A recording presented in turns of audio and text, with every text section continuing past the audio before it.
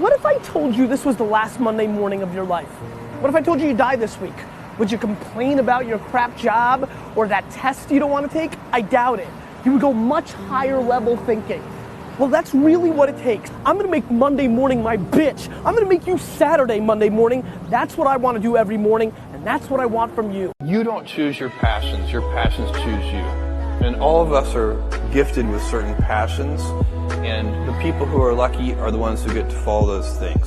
Anything you do to help yourself makes you stronger. And if you give up on yourself, shame on you. History has proven that those who dare to imagine the impossible are the ones who break all the human limitations. If you didn't make it in your 20s, you can make it in your 30s. And if you didn't make it in your 30s, you can make it in your 40s.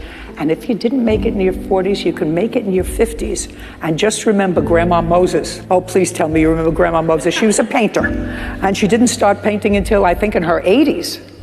And one of the most prolific painters. It's never too late. Never too late. Never so too have fun. late. That's what it's all about. Think of the word depressed as deep rest. Deep rest. Your body needs to be depressed. It needs deep rest from the character that you've been trying to play. I got this 10% rule. Whatever I'm purchasing isn't 10% of 100% value of what I have in the bank, I don't touch it.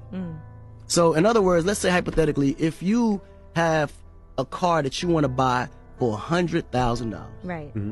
If you ain't got $1 million in the bank, You shouldn't buy that car. don't buy it. Right. And that goes with your house, whatever. If you want to buy a house that costs $1 million, if you ain't got 10 million in the bank, bro, don't touch that house because you're not going to be able to afford it. There have to be reasons that you get up in the morning and you want to live. Like, why do you want to live? What's the point? What inspires you? What do you love about the future? And if we're not out there, if the future does not include being out there among the stars and being a multi-planet species, I find that it's incredibly depressing if that's not the future that we're going to have. I'm not trying to be anyone's savior. That is not the... I'm just trying to think about the future and not be sad.